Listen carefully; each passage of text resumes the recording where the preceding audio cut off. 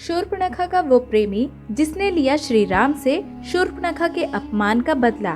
शूर्पणखा रामायण के सबसे महत्वपूर्ण किरदारों में से एक रही है, जिसने पूरी रामायण की कहानी को नया आयाम दिया था। हम सब जानते हैं कि रामायण की युद्ध की नींव कहीं न कहीं शूर्पणखा के कारण पड़ी थी, जिसके नाक काटने का बदला रावण ने सीता को अगवा लेकर दिया था।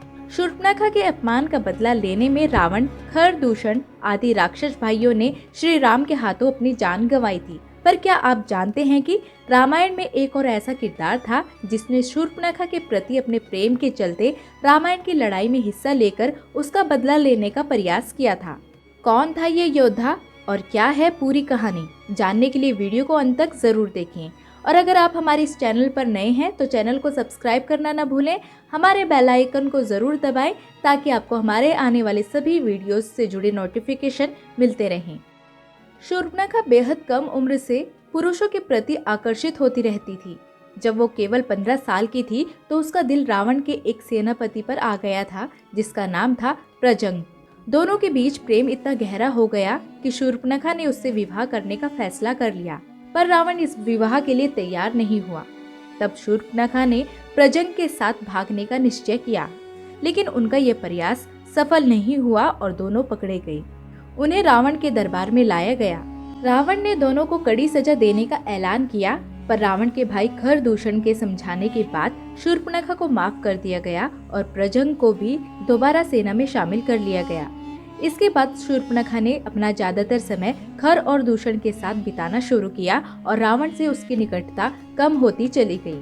कुछ समय बाद शूर्पणखा ने विद्युत जीव से विवाह कर लिया, पर विद्युत जीव ने रावण की लंका को हड़पने का प्रयास किया। तब रावण ने शूर्पणखा के पति की हत्या कर दी।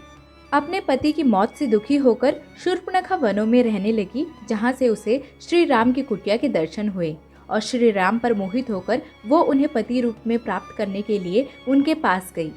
पर यहाँ उन्हें श्री राम और लक्ष्मण दोनों ने उससे विवाह करने से इनकार कर दिया।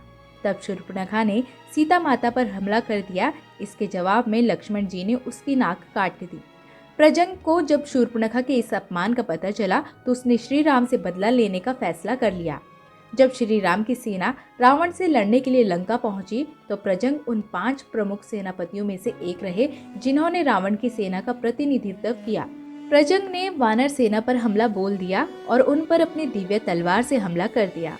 प्रजंग श्री राम को मारकर शूर्पणखा का बदला लेना चाहते थे, लेकिन सुग्रीव के बेटे अंगद पर तलवार से हमला किया, पर अंगद पर उसका कोई असर नहीं पड़ा। फिर जब अंगद ने अश्वकर्ण नाम के पेड़ को उठाकर प्रजंग पर फेंका, जिससे प्रजंग की मौत हो गई।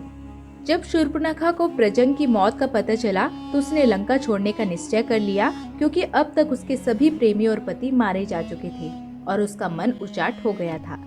यही कारण रहा कि शूर्पणखा लंका छोड़कर तीर्थ के लिए निकल पड़ी।